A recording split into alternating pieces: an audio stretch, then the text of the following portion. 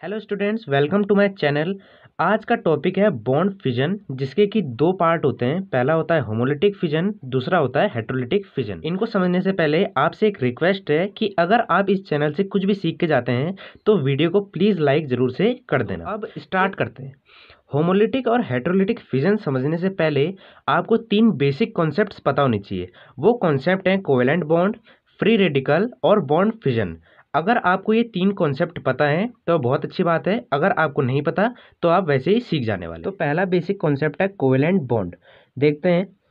The chemical bond which is formed by mutual sharing of electrons. ठीक है, definition समझ में नहीं आई, कोई बात नहीं। अब देखते हैं एग्जाम्पल। एग्जाम्पल हो जाएगा इसका हाइड्रोजन। अब समझते हैं कि हाइड्रोजन के वैलेंस शेल में कितने इलेक्ट्रॉन होते हैं। 1 इलेक्ट्रॉन होता है, पर उसको स्टेबल होने के लिए कितने इलेक्ट्रॉन चाहिए होते हैं? 2 इलेक्ट्रॉन चाहिए होते हैं। तो यहाँ पे देखते हैं, यहाँ पे अगर हमारे पास 2 हाइड्रोजन है, ठीक है, दोनों के पास एक एक इलेक्ट्रॉन है इनके वैलेंस शेल में, पर दोनों को 2-2 इलेक्ट्रॉन्स की ज़रूरत है ताकि ये स्टेबल हो सकें। इसको भी 2 इलेक्ट्रॉन की ज़रूरत है, ये वाले हाइड्रोजन को भी 2 इलेक्ट्रॉन की ज़रूरत है। तो ये आपस में क्या करते हैं, इनकी म्यूचुअल शेयरिंग, मतलब कि दोनों इसको शेयर कर लेते हैं अपने एक एक इलेक्ट्रॉन को, जिससे क्या होता है कि दोनों स्टेबल हो जाते हैं और इनके बीच में एक बॉन्ड बन जाता है, जिसे हम कोवेलेंट बॉन्ड कहते हैं। ठीक है, एक बार फिर से समझते हैं। जब कंपाउंड्स अपने आप को स्टेबल करने के लिए इलेक्ट्रॉन्स की शेयरिंग करते हैं आपस में, तब जो बॉन्ड बनता है उसे हम कोवेलेंट बॉन्ड कहते हैं। और एक चीज़, जितने ही इलेक्ट्रॉन शेयर होंगे उतने ही बॉन्ड बनेंगे। यहाँ कितने इलेक्ट्रॉन शेयर हुए? एक इसने दिया, एक ये वाले हाइड्रोजन दिया, तो कितने बॉन्ड बन गए? एक। आप ऑक्सीजन के साथ भी करके देख सकते हैं। ऑक्सीजन में 2 इलेक्ट्रॉन शेयर होते हैं, तो ऑक्सीजन और ऑक्सीजन के बीच में डबल बॉन्ड बनता है। सेकंड बेसिक कॉन्सेप्ट है फ्री रेडिकल्स। तो इसके लिए डेफिनेशन की ज़रूरत नहीं है, ऐसे ही समझ लेते हैं। सी के ऊपर एक डॉट, ए के ऊपर भी एक डॉट, इन्हें लिखा है फ्री रेडिकल्स। इन्हें फ्री रेडिकल्स क्यों कहते हैं अब समझते हैं।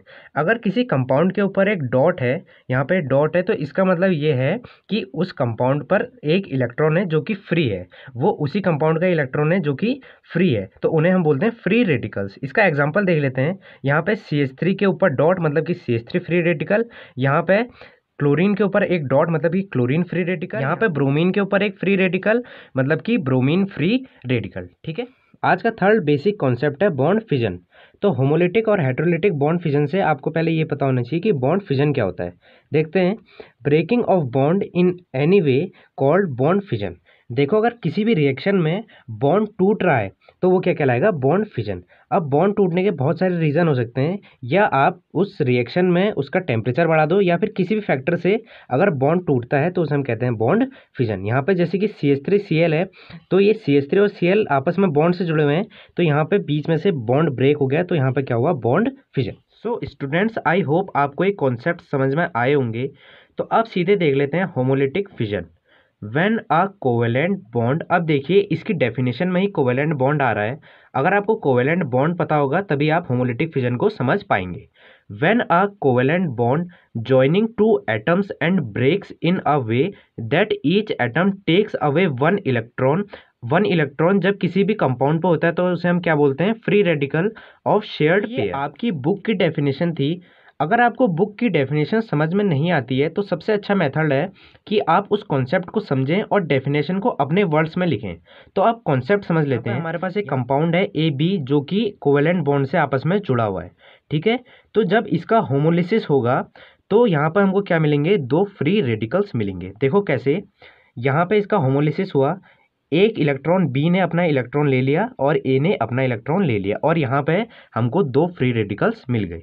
जब भी किसी कंपाउंड पे एक इलेक्ट्रॉन होता है तो उसे हम फ्री रेडिकल कहते हैं, ये आपको याद करना पड़ेगा। तो एक एग्जांपल और देख लेते हैं। यहाँ पर हमारे पास 2 CH3 हैं जो कि आपस में कोवेलेंट बॉन्ड से जुड़े हुए हैं। अब इनका होमोलिसिस होगा तो यहाँ पे देखते हैं, यहाँ पे कोवेलेंट बॉन्ड से एक इलेक्ट्रॉन ये वाला CH3 और एक इलेक्ट्रॉन ये वाला CH3, दोनों CH3 अपने अपने इलेक्ट्रॉन ले लेंगे, तो यहाँ पर हमको मिल जाएगा CH3 free radical plus CH3 free radical. तो यहाँ पर हमको मिल गए 2 फ्री रेडिकल्स। तो यही है आपकी होमोलिटिक फिजन। अब देख लेते हैं heterolytic fission. When a high electronegative. अब देखिए यहाँ पे इलेक्ट्रोनेगेटिव एक टर्म आई है, ये बहुत ही इजी टर्म है, सुनने में बहुत टफ टाइप की लगती है, पर मैं आपको एकदम शॉर्ट में इसे एक्सप्लेन करता हूँ। किसी भी एलिमेंट की वो प्रॉपर्टी कि वो दूसरे एलिमेंट से कितने इलेक्ट्रॉन अपनी तरफ खींच सकता है, वही उस एलिमेंट की इलेक्ट्रोनेगेटिविटी कहलाती है। ठीक है, आपको ये समझ में आ गया होगा। किसी एक कंपाउंड दूसरे कंपाउंड से कितने इलेक्ट्रॉन खींच सकता है, वही उसकी इलेक्ट्रोनेगेटिविटी कहलाती है। तो अब देखते हैं, when a high electronegative element take electrons from a less electronegative elements in a reaction. फिर से ये आपकी बुक की डेफिनेशन थी। अगर आपको बुक की डेफिनेशन समझ में नहीं आती है तो आप कॉन्सेप्ट को समझिए और अपने हिसाब से डेफिनेशन को लिखिए। तो इसका भी एक एग्जांपल देख लेते हैं। यहाँ पे हमारे पास एक कंपाउंड है ए बी जो कि कोवेलेंट बॉन्ड से जुड़ा हुआ है। अब देखो, ए बी कंपाउंड का हेट्रोलिसिस होगा, वहाँ पे होमोलिसिस हो रहा था, यहाँ पे हेट्रोलिसिस, क्योंकि ये हेट्रोलिटिक फिजन है। तो यहाँ पे हेट्रोलिसिस होगा तो ए और बी दोनों अलग अलग हो जाएंगे और ए पाएगा प्लस, बी पाएगा माइनस। ऐसा क्यों हुआ, इसको अब समझते हैं। पहले आपको ये पता होना चाहिए कि जब भी कोई एलिमेंट इलेक्ट्रॉन देता है, इलेक्ट्रॉन को देता है तो उस पर क्या आता है, प्लस, ठीक है। और जब कोई एलिमेंट इलेक्ट्रॉन लेता है, ग्रहण करता है, तो उस पर आ जाता है माइनस। ये तो आपको पता ही होगा, ये 10th क्लास का टॉपिक है, ठीक है। तो यहाँ पे इस रिएक्शन में क्या हुआ, जो ए है हमारे पास, जो ए एलिमेंट है वो है लेस इलेक्ट्रोनेगेटिव, मतलब कि कम विद्युत ऋणात्मक, मतलब कि कम इलेक्ट्रॉन अपनी ओर खींचेगा। और बी है हाई इलेक्ट्रोनेगेटिव, मतलब कि ये ज़्यादा इलेक्ट्रॉन, ए की तुलना में ज़्यादा इलेक्ट्रॉन अपनी तरफ खींचेगा। तो इस रिएक्शन में ए बी का हुआ हेट्रोलिसिस और यहाँ पे ए पाया पॉजिटिव, क्योंकि ए है लेस इलेक्ट्रोनेगेटिव, मतलब कि ये कम इलेक्ट्रॉन अपनी ओर खींच सकता है। और बी पर आया नेगेटिव, क्योंकि ये है हाई इलेक्ट्रोनेगेटिव, मतलब कि ये इस बी ने इस ए से इसके इलेक्ट्रॉन खींच लिए अपनी तरफ, क्योंकि बी हाई इलेक्ट्रोनेगेटिव है ए से। तो ए के इलेक्ट्रॉन तो गए, जब ए के इलेक्ट्रॉन गए तो इस पर आ गया पॉजिटिव, और बी ने इससे इलेक्ट्रॉन लिए तो बी पर आ गया नेगेटिव। यही है आपका हेट्रोलिटिक फिजन। तो यहाँ पे एक एग्जांपल और देख लेते हैं, CH3Cl। तो हम इसको ऐसे भी लिख सकते हैं, CH3Cl आपस में जुड़े हैं कोवेलेंट बॉन्ड से।